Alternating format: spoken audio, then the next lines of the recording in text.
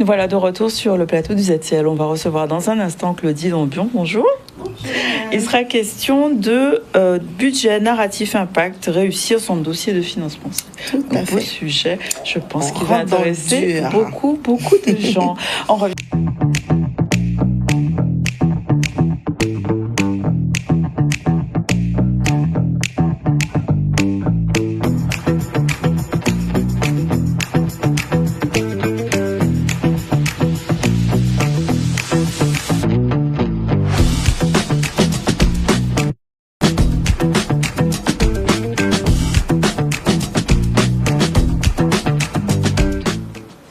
Bonjour Claudie. Bonjour Iman. Ravie de t'avoir avec nous aujourd'hui. Lors de la dernière émission, tu as parlé de structurer une réponse pour un appel à projet. Et aujourd'hui, on va aller un peu plus loin, c'est ça ? Tout à fait. On avait zoomé un petit peu focus sur les porteurs de projets associatifs pour leur expliquer, pour décoder un petit peu comment se positionner pour répondre à un appel à projet. On va revenir à un large public, tout porteur de projet éligible au financement public, pour rentrer un peu dans le cœur du réacteur, dans le cœur du sujet et comprendre en fait pourquoi certains dossiers sont financés et d'autres non. Quelles sont en fait les erreurs à éviter et quelles astuces justement permettent justement de pouvoir dépasser cela et en tout cas entrer vers la route du financement. Alors concrètement, qu'est-ce qui fait qu'un dossier ne passe pas et il échoue en fait ? Alors très souvent en fait c'est pas forcément le sujet, l'idée, le projet est bon puisque il répond aussi à une problématique du terrain ou à une problématique liée au développement d'une entreprise. Ce qui va vraiment poser le problème, c'est le façonnage, la façon dont le dossier va être monté. Et trois failles en fait principales sont en général causent en général cet échec. Tout d'abord, le financement, un budget cohérent et qui est des fois pas si cohérent que ça justement et peu crédible. Donc on peut avoir un budget totalement disproportionné ou complètement totalement défaillant par rapport au projet. On a en plus, portant ce projet, un narratif. Le narratif, c'est quoi en fait ? C'est la description du projet, mais c'est pas que, on va rentrer un petit peu dans le détail tout à l'heure. Le narratif est pas clair, il est flou, on ne sait pas exactement qui porte le projet, quel est l'objectif visé, comment, on va le voir tout à l'heure, on mesure l'action, la portée de l'action, et le descriptif est trop flou en fait. On n'y comprend pas grand-chose quand on lit ce projet, et je le disais, justement un impact qui est mal démontré, puisque je le disais depuis le début de cette saison, les financements publics, ce sont des financements justement qui portent des politiques publiques et qui ont pour objectif d'être évalués. Donc il faut que les projets, au sein même de leur description, puissent informer, indiquer quels seront les outils qui permettront d'évaluer l'impact de ce financement sur la réalisation du projet. D'accord, donc on va commencer par le narratif puisque c'est la première lecture du dossier. Tout à fait. Et c'est là où peut-être le bas blesse apparemment. Alors oui, tout à fait, puisque il faut faire une différence entre le narratif et la description. On peut décrire un projet en indiquant, on a décidé on va montrer quelques exemples tout à l'heure, d'organiser un événement qui va se tenir, je ne sais, dans le Nord-Grande-Terre. Voilà, enfin, ce que tu vois, on se refait pas. Tant qu'à faire, petit clin d'œil au Nord-Grande-Terre. Et donc on peut avoir à décrire un projet de façon assez factuelle, assez dans des grandes lignes. Le bon narratif va être un petit peu ce que les anglo-saxons appellent le storytelling. Voilà, il faut un peu faire rêver tout cela. En fait, il faut raconter une histoire qui porte un petit peu, si je prends l'exemple d'une association par exemple, l'objet de cette association, pourquoi, qu'est-ce qui a motivé la création sur cette thématique-là. Est-ce qu'on peut parler de vision vraiment ? Tout à fait. On s'inscrit véritablement, qu'on soit porteur de projet associatif, entrepreneur, puisque l'entrepreneur porte un projet ou un produit ou un service avec une vision et un objectif de répondre et de proposer des solutions. Une collectivité va porter une dynamique de politique publique, va déclamer une feuille de route politique au service de la population cible. Donc oui, effectivement, tu as tout à fait raison et c'est très juste de parler de vision puisque le narratif doit répondre à trois questionnements importants. Donc c'est quel est le problème concret auquel vous êtes en train de répondre et que vous envisagez de résoudre, pour qui, quelle est la cible visée, quelle que soit la typologie du porteur, et quelle va être votre valeur valeur ajoutée par cette action, par ce produit, par cette structuration du territoire pour la cible que vous visez. Et en fait, le problème, et c'est souvent le cas, l'erreur est faite dans un descriptif. On va décrire tel projet, telle action. L'objectif, c'est de mettre en place une dynamique de formation auprès de jeunes publics, par exemple. Mais quel type de public pour quelle typologie de compétences qui vont être acquises au travers de cette formation. Donc ça veut dire qu'il faut être un peu concret, c'est ça ? Il faut être très concret, puisque, encore une fois, il faut être capable d'évaluer et de mesurer l'impact que ce projet aura eu. Et donc, alors, le deuxième point dont on a parlé, c'est le budget. Tout à fait. On a souvent tendance à négliger le budget et en fait à se concentrer sur le descriptif et pas forcément le narratif. Vraiment porter un petit peu l'esprit, l'essence et la vision du projet ou de l'action, du produit ou service qu'on déploie. Or, le budget est stratégique. En fait, on est sur des financements publics, ce qui signifie qu'on est sur aussi des enveloppes qui sont, on va dire, définies. Donc, c'est donc quand même un mécanisme de compétition qui se met en place, quel que soit le type de financement, de compétition de projets, puisqu'on a des budgets définis, on a des projets qui viennent, dans l'enveloppe, et il faut absolument que on puisse déterminer quel est le projet qui a le meilleur potentiel pour répondre aux objectifs en termes de financement et de politique publique portée par ces financements. Donc c'est une compétition. Il faut donc s'organiser au travers de son descriptif, de son narratif, de la description du projet, mais aussi de la maîtrise budgétaire. On va voir très rapidement si vous êtes capable, au travers du dossier que vous présentez, d'être crédible dans la façon dont vous demandez, vous sollicitez, vous êtes en compétition, effectivement, vous défendez et vous expliquez pourquoi. On doit vraiment être dans une dynamique où on dit aux financeurs, aux bailleurs, vous allez me financer parce que je vais pouvoir représenter, porter la politique de telle manière, pour telle raison. Donc dans un budget, on dit tout ça. Dans un budget, ça se retraduit. D'accord. On va avoir, je prends un exemple de budget qui serait totalement décalé. On organise un événement sportif à l'attention de jeunes publics dans un lieu précis, à une date précise, avec un objectif de compétition ou de valorisation de valeurs, on va dire, liées au sport. Et on se retrouve avec des budgets achats, déplacements, avions, déplacements ou achats de véhicules. Voilà, n'importe quoi. Oui. Quoique, achat d'utilitaire, mais on est sur une commerciale ou si encore c'est un bus, à la limite, on peut comprendre. Si c'est un utilitaire, on va transporter le matériel, l'exemple n'était pas forcément. Mais par contre, on peut avoir totalement un décalage entre action de formation et puis financement d'une unité de transformation qui n'a rien à voir avec l'action de formation. Donc il faut que ça soit cohérent. Il faut qu'il y ait une adéquation, une cohérence, et ce budget doit refléter, doit vraiment porter, encore une fois, le narratif sur le projet ou le service qui aura été fait. Et donc ça se voit assez rapidement, décalage des fois un budget sous-estimé. On va porter une manifestation pour accueillir 200 personnes, on évalue le budget à 5 000 €. Voilà, 200 ou 300 personnes, donc sous-estimé. Ou au contraire, surestimé, ça veut dire qu'on n'est pas aussi capable. On va faire une manifestation de 20 personnes, on porte un budget à 60 000 €. Voilà, ça dépend si on est premium, bon. En effet, mais je donne des exemples volontairement grossiers pour pouvoir montrer ce décalage où il faut quand même qu'il y ait une cohérence. Il y a quand même des coûts moyens qui sont estimés, des façons en tout cas pour les instructions d'analyser, de mesurer. D'ailleurs, c'est la raison pour laquelle pour les financements européens, on demande systématiquement une mise en concurrence pour tous les postes budgétaires. Donc c'est aussi preuve aussi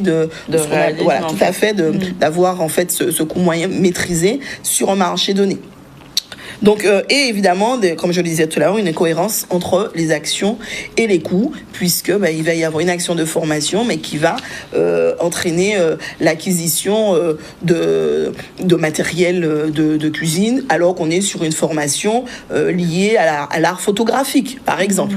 Donc, ce sont ce genre de décalage qui se voit assez rapidement lors du façonnage du dossier. C'est pour ça qu'il faut être vraiment conscient qu'il doit y avoir véritablement ce narratif qui part du texte qui se poursuit effectivement par le budget et ensuite qui atterrit tranquillement par comment on évalue tout ça. Donc l'impact, en fait, on parle vraiment de ça maintenant. Et qu'est-ce que les financeurs, ils attendent quoi exactement, Mathilde? Alors concrètement, ils attendent véritablement qu'on n'est pas là pour pouvoir mettre en place des intentions. Je vais sensibiliser sur le développement durable. Je vais accompagner à identifier une espèce de papillon ou d'abeilles. Voilà, donc on doit être très concret. C'est factuel, donc, en fait. C'est très factuel. Combien de bénéficiaires? Quelle est ma cible? Ce financement va me permettre de toucher tel public. Quel va être l'effet sur ce territoire? On va prendre quelques exemples, mais en tant qu'entrepreneur, vous avez telle cible ou tel prévisionnel. Si vous devez aussi mobiliser des financements bancaires, il faut que votre prévisionnel soit crédible, puisque derrière, vous avez à honorer le service de la dette, c'est-à-dire le remboursement du prêt, par exemple. Donc, il faut être effectivement très concret. On n'a pas la boule de cristal, bien sûr, mais il faut qu'on sente une certaine cohérence, une certaine maîtrise du sujet par rapport à ce que vous décrivez, que vous envisagez. Et c'est cette cohérence qui va donner, en fait, confiance et qui va donner la crédibilité non seulement au projet mais au porteur et qui va rassurer le financeur dans l'octroi de la subvention. Et donc le bon dossier, c'est à partir du moment où on arrive à mesurer et on peut anticiper sur comment on va le mesurer et comment ce sera justifié. Donc toute cette partie-là, il ne faut pas la négliger, mettre en place les fameux KPI et les fameux indicateurs de performance et de résultats. Dès le montage du dossier, on doit pouvoir dire en tout cas, les indicateurs qu'on peut maîtriser, qu'on pourrait justifier à minima.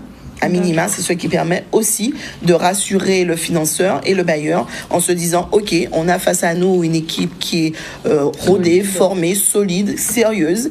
Et en effet, on est confiant sur la façon dont ces financements vont pouvoir être utilisés et valorisés. Donc, il faut vraiment une vision à 360 du projet. Tout à fait, tout à fait. J'imagine que heureusement que tu es là pour sauver les gens, n'est-ce pas?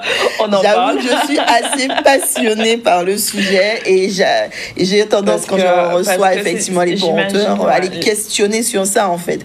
Il est vrai que par le passé, j'ai moi-même été instructrice, gérant aussi des budgets liés à un impact de politique publique. Donc, ce sont des codes aussi qu'il y a 20 ans, j'ai appris, tout simplement. Voilà, je suis totalement consciente qu'on ne débarque pas comme cela dans le sujet, mais c'est aussi, merci encore de l'opportunité qui m'est faite de pouvoir vulgariser ce sujet qui est un peu technique pour pouvoir véritablement expliquer aux gens quels sont les codes qui permettent d'accéder à ces financements. Et si on veut prendre justement de manière très très concrète quelques exemples pour comprendre comment se traduit ce fameux narratif, la différence entre description et narratif. On prend par exemple une association qui va organiser un événement.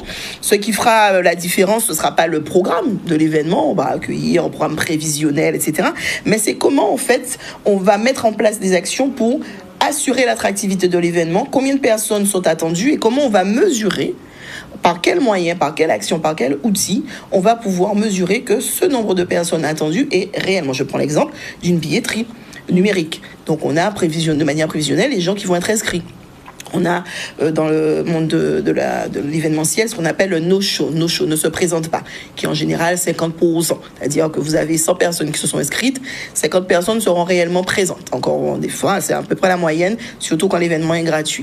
Donc là, ce sont des indicateurs qui vont montrer que sur un événement gratuit, on sait quand même, en général, c'est 50% de personnes qui ne viennent pas.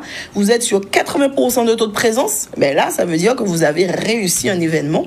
Le sujet a intéressé et donc oui, vous avez performé sur l'usage des fonds que vous avez utilisés pour cet événement. Une entreprise, par exemple, qui lance un service de livraison aux personnes âgées, par exemple, le financeur attendra des indicateurs économiques clés, c'est-à-dire quelle est la capacité, le volume de repas que je peux générer par jour, par semaine, quelles sont les cibles géographiquement, quels sont les lieux pour lesquels je puisse déployer, dans quel délai, voilà, et comment je mesure la qualité de service. Est-ce que les personnes qui auront ces repas, comment je les questionne et comment j'améliore et je mets en place ce principe d'amélioration continue sur mon service. Et le chiffre d'affaires, bien sûr, qui va être généré.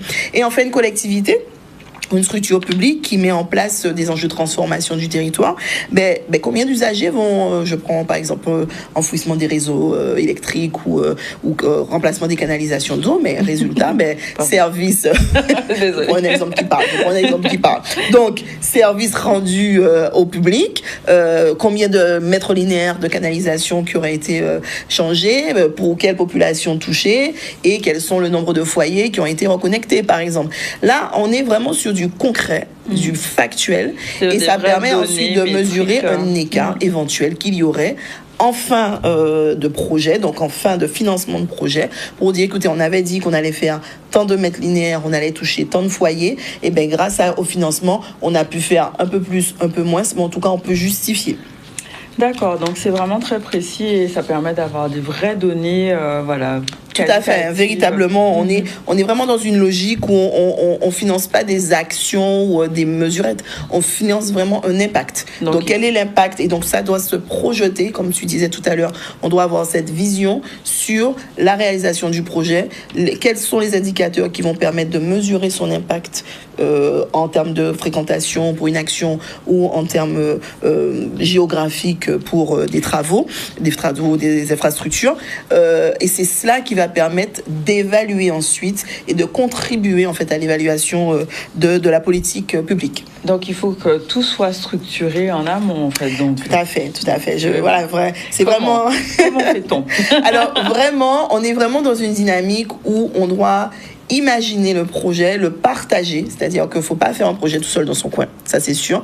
Déjà, alors bien sûr, nous, cabinet de conseil, on accompagne à structurer ces projets, mais c'est vrai qu'on intervient aussi, on se met pas à la place, quand on est dans des projets extrêmement fins, techniques, etc., on ne se substitue pas à l'expertise et à la technicité des clients. Donc on est là aussi par contre pour au travers et à partir de cette expertise, les orienter, les faire rentrer dans un cadre. Encore une fois, les financements publics, ce sont des fonds dédiés, ce sont des fonds qui sont des enveloppes qui sont déjà pré-bloquées et surtout, c'est des cadres dans lesquels il faut rentrer. Donc, par contre, on accompagne effectivement à refaçonner, à challenger un petit peu le projet des promoteurs pour bien faire émerger les exigences, en fait, en termes de technicité de montage de ces financements pour que qu'il n'y ait pas de déceptif, c'est-à-dire que derrière on octroie des fonds, que derrière ensuite on les utilise sans feuille de route et de façon erronée et le résultat il est clair, en bout de chaîne, quand on vient contrôler que c'est totalement désaccord par rapport à ce qui avait été programmé, vous remboursez. Donc là, il y a, voilà. Ah oui, là, et de plus en plus, je peux vous dire que les ordres de reversement se font légion. Donc il faut vraiment être prudent. Les ordres de reversement. Ah oui, vous recevez, si de manière très évidente, claire, les financements ont été utilisés pour tout à fait autre chose, bateau, voiture, etc., totalement déconnecté avec l'origine et l'orientation première de votre projet, vous remboursez. C'est pas votre argent, c'est le mien, c'est le tien. Wow, ok, d'accord. Donc, faut se faire accompagner, c'est ça. Écoutez, nous, on accompagne, on a plaisir en tout cas à travailler, encore une fois, à challenger, à accompagner, à structurer les projets, et ce, depuis une petite vingtaine d'années, et on a grand plaisir à le faire, à permettre à nos clients de naviguer dans ce vrai labyrinthe administratif et financier. Chacun son job, c'est vraiment exactement ça. Alors, un dernier mot sur ton actualité. Oui, tout à fait. Alors, notre webinaire Aide régionale revient. On l'avait fait effectivement sur les aides régionales Arda Harris et le fameux chèque TIC. On revient, restez connectés, vous aurez toutes les informations sur nos réseaux et sur le site qui s'affiche. On va parler aide régionale, aussi aide touristique qu'on déploie, notamment en partenariat avec la Fédération du tourisme de proximité, présidée par Madame Olivia Ramoutard. Donc on est très content de pouvoir relancer un petit peu aussi cette dynamique. Le site de la région a fait peau neuve. Ce sera aussi l'occasion de vous faire un petit peu découvrir. Il fonctionne très bien. En effet, je confirme. Bravo aux équipes informatiques. Petit clin d'œil à une équipe que je connais bien. Donc bravo et vraiment encore très intuitif et on va essayer de décoder tout cela avec les publics qui souhaiteront participer à notre webinaire 100% gratuit. Et il y a aussi le livre, Lettres toujours l'actualité du livre. J'annonçais la semaine dernière qu'il était en cours de traduction en anglais, donc bientôt dans les bacs, comme dirait le slogan musical. Qui sera bientôt disponible donc en version anglaise, donc il sera donc français et en anglais. Et aussi un petit scoop bientôt disponible en point de vente Cultura Guadeloupe. Waouh. Voilà. Merci d'ailleurs à la confiance des équipes de Cultura de nous faire confiance. Voilà. Très bien. Et donc, mardi prochain, donc c'est... Non, pas mardi prochain. Mardi en 15, on se retrouve pour parler de quoi? Tout à fait. Alors, on va rentrer encore plus dans... Voilà, c'est un petit peu en mode poupée russe, cette deuxième phase de chronique. On va rentrer vraiment dans le narratif, mais quasiment en mode pitch. Comment véritablement, en quelques minutes, convaincre le financeur. Et ça, j'invite les start-upers à venir découvrir cette chronique. Et on va parler notamment du pitch elevator. Le pitch ascenseur. Voilà. Elevator. OK. Thank you. You're welcome. Voilà, donc rendez-vous dans 15 jours. Merci beaucoup.